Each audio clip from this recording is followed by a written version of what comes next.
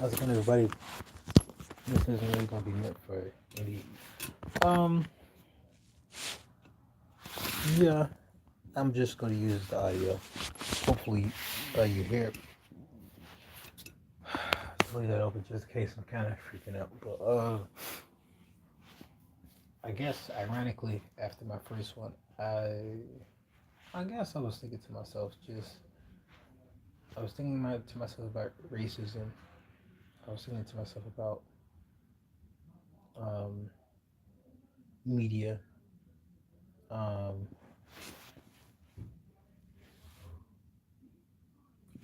it's so funny because I was watching I was watching both attempting to watch these two movies, and I'm always afraid. I'm always afraid of saying the wrong things, saying the right things.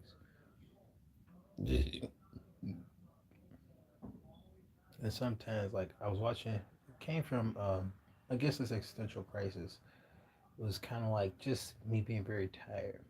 Um, because just I was watching both movies, these two movies. One of them was Venom, when the other one was uh, Into the Spider Verse. And I've heard good things about Into the Spider Verse. Haven't heard too many good things about Venom. Subpar movie, the Venom one was. Um, Into the Spider Verse was. I watched it and I guess I was continually cringing. Um, and there's a big reason for that. For instance, I don't know too many black people. I don't know too many mixed kids. Um, I know whenever I've seen mixed kids, their hair texture is rather loose. Um, they're not they're I guess they're black depending on where they're from. Black is a very broad term, describe a plethora of people, but the very general black person isn't, from what I can understand, is they're they're not mixed. And one of the things, I could be wrong, but I don't think I've seen a lot of popular or well-known black characters that are have white kind of, I mean, that are that have black counterparts apart from white ones. I don't think I've seen too many black counterparts that aren't mixed with something. I mean, I see Assassin's Creed. He's Egyptian and he's something else. You see, even I think there is a black woman in there, and she's mixed with French. It's almost like we can't, and maybe it's hard. I don't know. I don't know. I'm not gonna justify it. I just think it's so odd that not only, like, I'm glad Black Panther got his success, but I kind of wish that black people could make media, and not just something that's just like BT, but just something that's widely accepted as extraordinary. And again, I guess you have Get Out, which is great. You have Us. I'm gonna watch that. But the thing is that I remember this guy. He was so upset. He was like so upset at Black America, Black people, and how they are very quick to support things like Black Panther, but aren't quick to support Birth of a Nation. And then I saw in the comments how people just you just have the resistance, and again that for me builds nihilistic tendencies, but at the same time, it's like people are tired of slavery movies. People are tired of the same idea of let's revolt against the white man. Let's revolt. And the reason why people were so supportive of Black Panther, I think, is because Black Panther put us in a light that was superb, super. That was pro black, that was pro African, that was that was just us, you know. And I remember when I watched it, I was so happy to see it because it was so us. You know, it was a love letter to the past, a love letter for today. It was space. It was definitely that hug, get a kiss that we needed. And I was just, um, and people are upset they call it a political statement, and I hate that because it's just like calling black people's hair a political statement. No, it's their hair. You know, is I find that to be just ridiculous. And at first, because at first I was like, I just purely enjoyed the movie, Like I don't personally care about the filmmaking aspects of it. I didn't pay attention to the CGI involved in it. Yes, in the beginning, barely couldn't see. And maybe the CGI movie was poor, but I didn't pay too much of attention to that. I just looked at everything as a collective, and I liked the movie.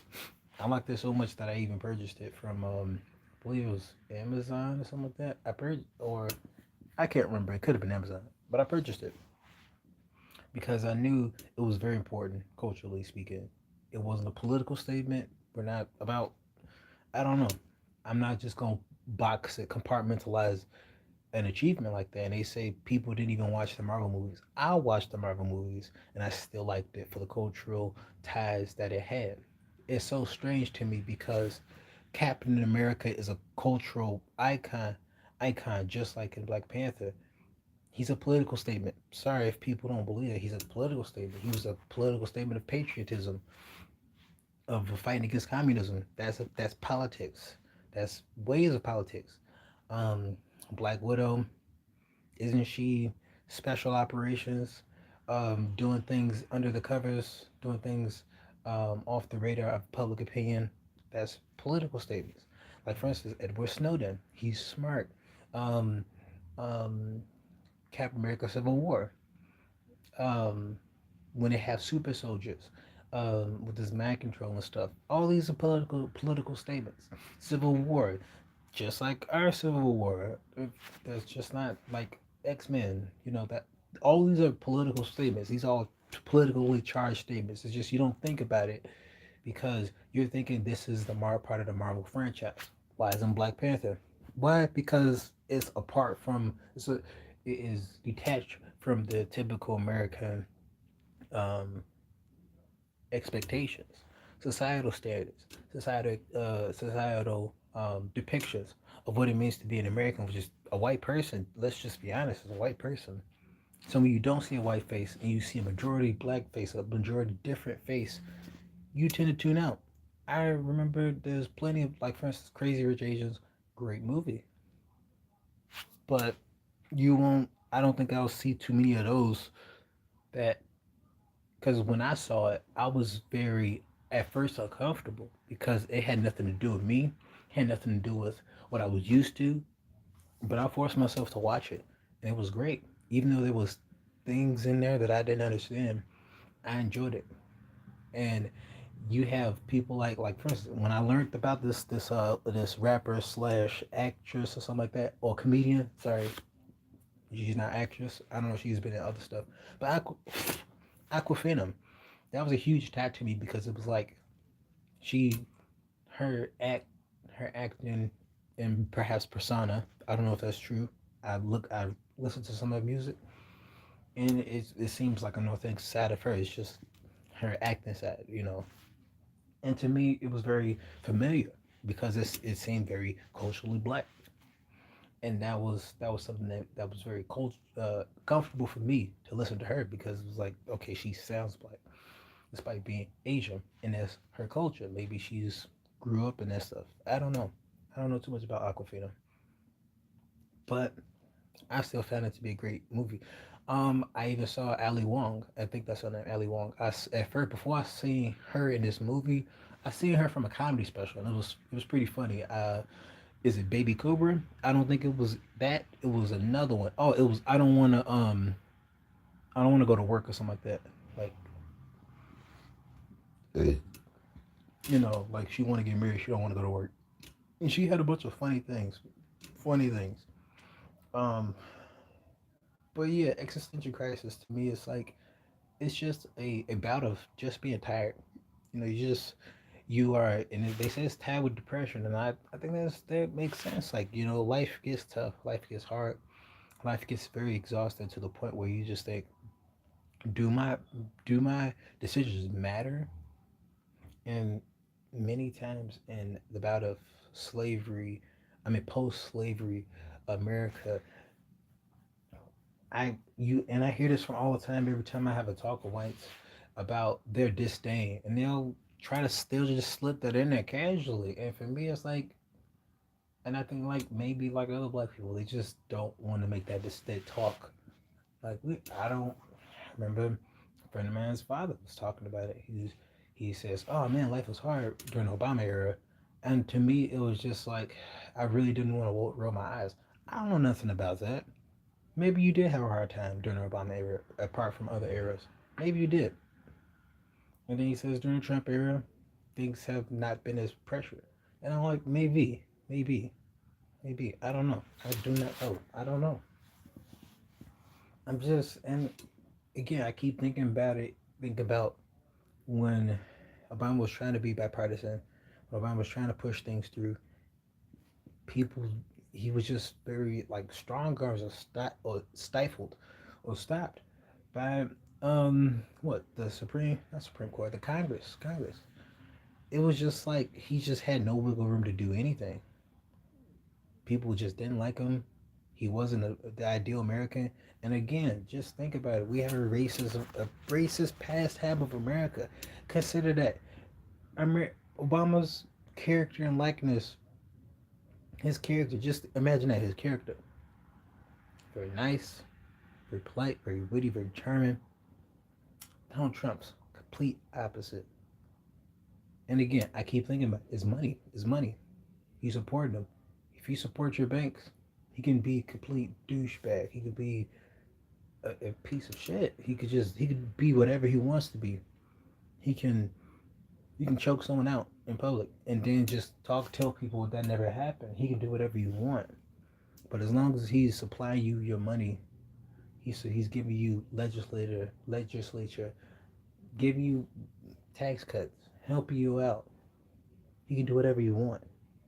And if Obama's nice, and just gets constricted. Like I mean, maybe he's done things for the LGBT and maybe he hasn't for small businesses and maybe he hasn't for actual minorities and maybe that stimulus package wasn't enough and maybe the poor maybe they didn't get anything. Maybe the poor did get something. I don't know politics like that. It's just these are the things that you just can't escape from hearing. And so I'm just a lay person. I'm like borderline homeless, I'm just I get very exhausted. I don't even do too much. I try to work these jobs. I don't even make me successful in that. But sometimes you just feel powerless. Sometimes I feel powerless. There's times where I've just got so stressed out from seeing stuff from multiple people's opinions on social media. I get so tired of seeing when I heard again, I got so upset and powerless when I had expressed a video about Trump and these people they had these models and it was about his comments about grab that female by the you know what. And I don't know, I just wanna be honest, but I had people coming out the woodwork who were Christians and they called me out and they said, "Well, you should pray for him and stuff." And I'm like, and then later on, as I was replying, people and even Colin Kaepernick, they complain about him, and then you have people say, "Well, he was better than Obama," and it's just like I just get so tired of that.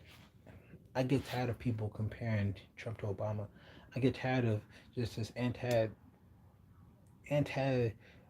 African American sentiment. Every time we say we have a black president, oh no, he's not really African. I mean, black president. He's actually half. I get tired of just hearing. I get so tired of hearing that. I get tired of not just that, but I get tired of hearing you're not black. You're not just black. You're not this. I get tired of that. I get tired of our differences being generalized and then when we want to just be black, we're specialized to be fancy for some reason. It's like we can't even be human. We can't even be a person without having some sort of moniker on us. It made me think, like, with black people, like, why do we need all this extra shit on us? Like it makes me think of Cyborg, like from the cartoon Teen Titans. Like not even that, but like the cartoon series. But I mean like that movie. Why can't he be a capable black man? Why does he have to be a person with a handicapped person with all these appendages? He just happened to have appendages. Why is it that Luke Cage, in the series Luke Cage, why can't he be Superman? Why does he have to be um, this weird goulash of this? I mean, we learn he's a cop. I don't know. I guess all this goulash of information is just kind of tiresome because it's like we can't be capable people who based off circumstances just climb out of ourselves. We have to be given a leg up, given a spoon, given a mentor, a person who's not us. You know, we can't lift ourselves up. Or we are being, or the narrative that we are is just being directed by someone else. Someone else has to direct us. Someone has to feed us. Someone has to tell us to get up off our butt. When we've been doing it, we've been attempting to do that. And then when we say, hey, well, this isn't our fault where we're at, we just did what humans do, you know. And you say, well, why did I work my butt off? And it's just like, yeah, but sometimes it's about the connection. Sometimes it's about who you know. Sometimes it's not just about how much you can work, because we have grants for that. Anybody can work. Anybody can work hard, work themselves to the bone. Anybody can do that. And to say that you, out of everybody else, worked very hard and got some success, and I'm like that. Just say everybody's working. Everybody's putting in work. Maybe you have more intelligence or found more knowledge than we did. Maybe the person who was helping you, not helping you, but maybe the connections you had was a lot more in your favor than the next guy. You know, because they always. I guess I get tired of white ignorance. I get tired of black ignorance too. Not gonna sit here and BS that. I get tired of black ignorance too.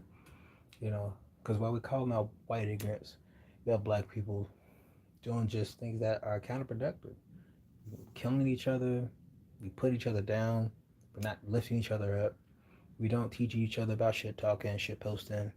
We roll people over in terms of like doing bad things. Jesse Smollett, guess somebody all happy that he's been freed, but before that been clowning him because he's been lying about stories. And if he gets free, that just shows this. It just shows the insanity of cancel culture, because it's like, what do you what are we doing? Why can't we stay consistent? Why can't we have standards? Why can't we have borders? I'm like, it's just, what are we doing? What's going on? And so it just makes me tired. I get tired. I'm just like, is there any point? Is there any point to any of this?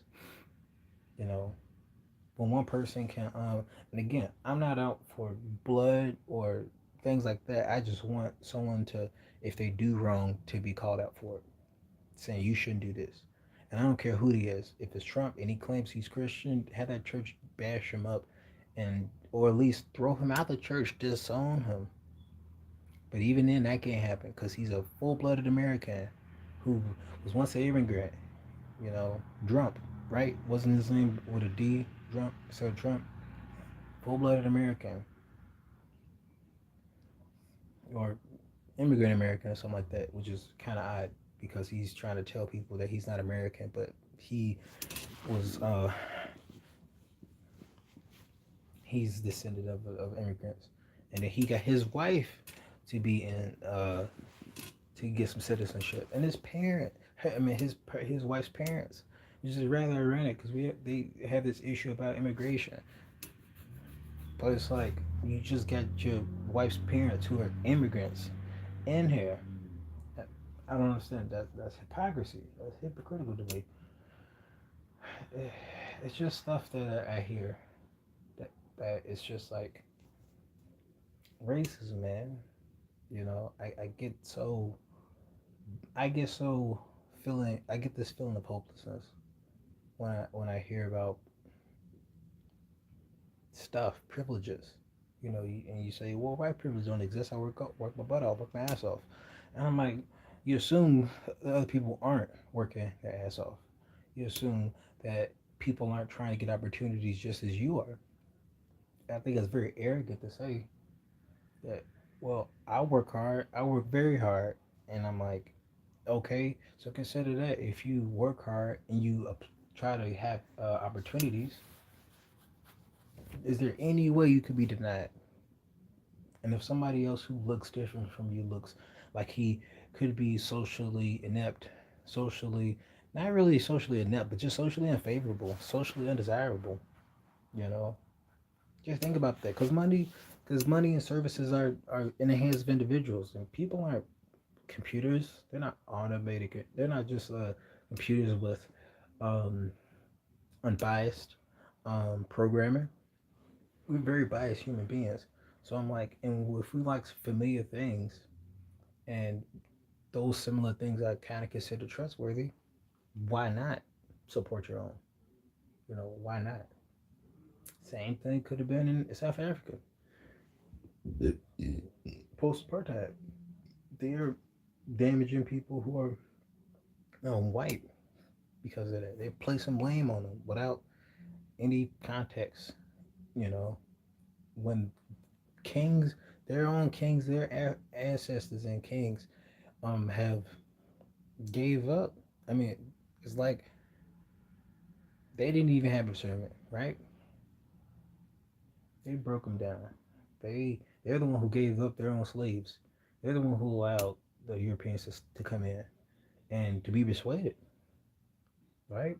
It's not like white people just, oh man, yeah, they're savages, but man, they really thought this through. If you're a king, if you can be a king over people, that requires some intelligence. So I think half of that had to do with greed. The sins of the father lie on the son. So I'm like, if that's the case, it's not just because this was white ignorance, African ignorance, black ignorance, it's just ignorance all around. It's like denying what you should do and just replacing that with what you want to do. And I just think that's sin in itself. If you want to get biblical about it, just because Jesus calls us to love people, and even myself can get ignorant, can get selfish. I try, but it's so much more harder to care about somebody else, to consider other people greater than myself, when it's like I have the opportunity to care about myself. I have the opportunity to change it in my favor. I have the opportunity to love myself. I have the opportunity to I couldn't care to not care less about someone else, you know. And it's just like I could, I should. Everybody wants peace, but no one really wants to do the work to achieve peace. You know, say, oh, I want peace. It's these we're facing racial tension. I'm like, for who exactly? Because black people have been enduring racial tension. It's just now, uh, white racism has been kind of like erupted, and that's like it's not like this stuff is just new. This stuff been here. It's been settling. It's been in different places. It's been in these pocketed areas, and now that Trump, full-blooded American, right, or half-blood. Well, since he's a descendant, he is definitely a full-blooded American. So it's like he's born here. He had no choice in where he was born, but he just happened to be born here, and he's full-blooded. He loves his country. He is has successfully achieved the American dream: capitalism, wealth, money. He said he got a small loan of $1 million, but before that, he graduated Pennsylvania State, I believe. I could be wrong about that, but and to continue to promote this social stature of swagger of just narcissism.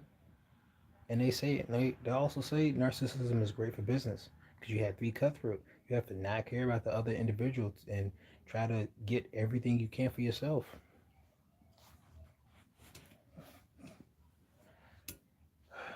So just to have that same to perpetuate that mentality in these races, in the race where they say, well, Mr. Trump, and we try to and they do it so sly. The media, Mr. Trump, based off these videos, you know, and it's funny because they want to trap him into admitting, hey, you're wrong, right?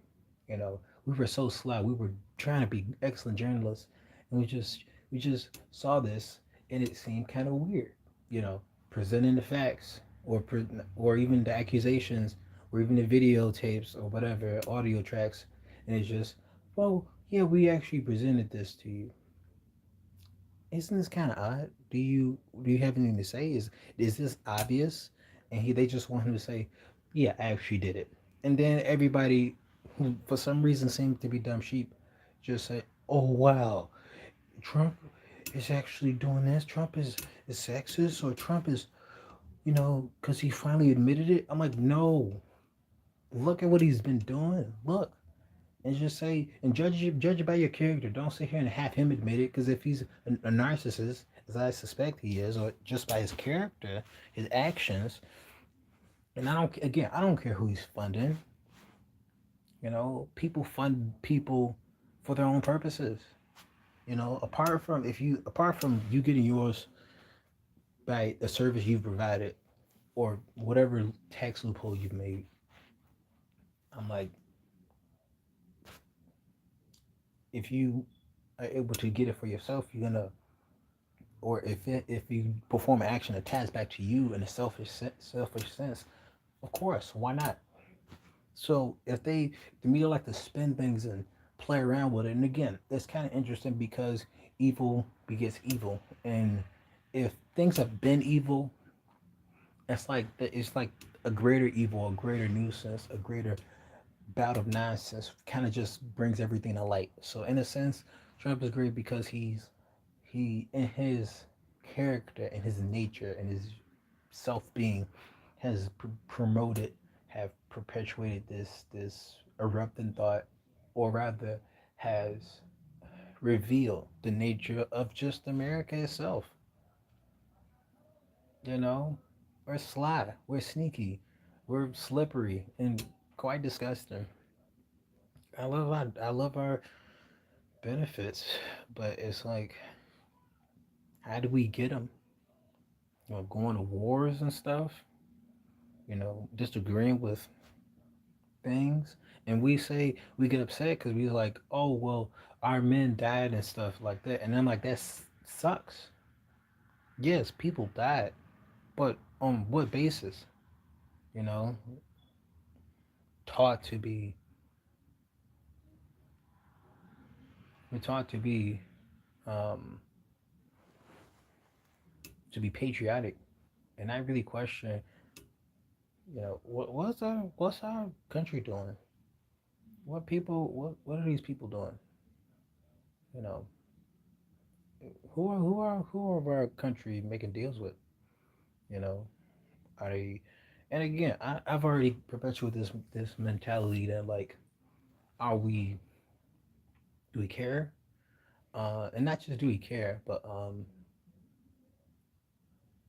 you know, who are we looking out for? Because when Trump says America first, I'm like, to me that's obvious because America's always been about itself. You know, I at least like to assume that at least Obama was trying to make it about less about ourselves and more about other people. And again, I'm not trying to say that America hasn't tried to absolve its own sins. I think it definitely has made attempts to do so. But again, are you gonna, like, it's kind of to me the equivalent of a narcissist trying to be less of a narcissist. They can try, they can make good strides into it, but conditioned behavior is conditioned behavior, you know, and it's just like, to stop being selfish is it's a tough thing. It's like you have to get to the very core of it. And I'm like, America, just the birth of America, isn't even born out of actual righteousness. Is It's a assumed righteousness. It's an assumed hope that if we actually make freedom for all people, which is kind of ironic because they were enslaving people, um, especially when they realized they could have crops and make money off the crops and stuff. They're like, hey, if we actually do this, then we're great. If we break off from Britain and take the stuff that we were actually supposed to get back to them, you know, we could actually break off from them and actually be free. These weren't even people like these are people serving them. This wasn't like, man, I just love freedom. But it was like it was their personal freedom. We want to be away from church, Britain, and stuff like that. And then we will, in order to build our economy, we're gonna grab these Africans who don't know no better, take them away from their homeland, strip their identity, have them serve us, and tell them it's all in Jesus' name. And then take some old Jewish laws and say, hey, you are slaves forever. You're property now. You're not a person. You're akin to a horse or a dog. You're our property, and that's God's will. Forgetting 2 Corinthians 7:21 about if you can get your freedom, do so, or that the freedman, slave owner, is a slave in Christ, and that the slave is a freed man, free in Christ. That both parties are actually under um, Christ, and that both parties is essentially equal under the banner and the name of Christ. Now we didn't think about that. We just thought we want our thing, we want our way, we want ourselves, we want our goals. We just want to live. And again, selfishly, humanly speaking, that's very rational. Like, I can do whatever I want. I can attain freedom by any means necessary. Even though if we want to follow Christ, if we want to claim Christ, like again, we've tried to not make it ourselves similar to Britain, but it's a hypocritical stance. We should judge people, lest we be judged by the same standard, and to say that the church was just oppressive while oppressing other people. While if we say we're supposed to serve under authorities, we citizens, and again, I'm not suggesting that. I just understand I'm a citizen. I'm under people. If I do bad things, I'm gonna be in jail. It's just that's just the authority we're in now. So it'd be foolish and unwise to start a revolution or do something stupid or incite something. It's just you're risking yourself. That's dumb. It's best to work peaceably and cooperate and make changes within the system to slowly change the system, to make the system better than where it needs to be. You know, maybe if you, maybe if we really wanted to actually see change, maybe we should infiltrate the system and actually maybe put our own dollars in an account called reparations. Black people, Black America. Maybe we should just pay ourselves and give our own reparations, and not people, not the and before after we get our reparations personally for ourselves and our own personal reparations, then we can say we're all Americans. Because I'm pretty sure our ancestors wanted that. Our ancestors want us to be free, to be successful, to be as a white as whites, to be free, to be alongside them, to not be a slave, to not be enslaved, um, to live, to live the American dream, to live with a picket fence and a dog and 40 acres and a mule. But that's gonna take time. Like that's gonna take a lot of time, and that's gonna take a lot of reprogramming of America, and I mean specifically Black America. I don't know if other people are actually gonna listen, but you know, other places, other cultures have benefits. Again, like Ali Wong when she said to young Asian Americans is to keep writing, keep your head low, but keep the craft. If you want to be an actor, keep your head low and keep making stuff, keep processing, and help yourselves, help your own. Not it doesn't mean to not help other people or not love other people, but understand where your culture's from and help your own. Love your own too. I'm pretty sure Koreans, uh, they look out for each other. They love each other. They love their culture. They love where they're from. They're their brothers, their sisters. Are they gonna say, "Hey, I can be a total douchebag and still get help because these are my culture"? No, they understand what a human being is supposed to be: nice, cooperative, peaceable, And some things, just because we share the same culture, we won't always agree with. Won't always agree. But I think that's like the Irish, from what I heard from uh, uh, Ask Kevin on Stage's Ask a it could have been Ask an Irish guy, some well, a really white guy, but basically what uh, Big Irish J was talking about, he was saying like Irish saying is don't fight the system, become the system. And I'm like, I agree with that. I get just having that notion of just hope, hope, man, endurance, um, and just love. I think that's great. It's gonna take time. It's gonna take a lot of time. You know, I and it's like it's these things aren't really hard. It's just something that will um, take a long time to follow through on, to filter in. You know, it's gonna have to be able. We're gonna have to educate. We're gonna have to invest time, and it's scary. It's very scary, but we probably will have to invest time in these poor neighborhoods. We probably will have to invest time in reconditioning these young children who don't have a family structure, who rely on gangs as their family structure. That the gang mentality is not new. It's not just like, for instance, the Yakuza. From what I've understood, many of their many of the gangs there, and they call each other big bro. They call each other bro. Why do you think they call each other that? Because that's a family structure. They like they they follow a similar method, just like the gangs in here. You're missing a family structure. You're missing that belonging. They got you. If you and Japan's very harsh about second chances. They don't really give too many second chances. With that conviction rate, 99%. So if you're accused, you are not innocent until proven guilty. You're guilty until proven innocent. And boy, are not they're not trying to wipe that streak away. Or if it's hard, if you've been a jail, you come back. It's very hard to reintegrate. And that's what I've heard. Is That's what I heard from this person. He became Christian. He says that you know not hard, but it's tough. It's tough because it's like when you had an existential mindset, you just give up. You have a heart to give up because it's hard. It's hard. It's hard to live. It's hard to keep fighting when it seems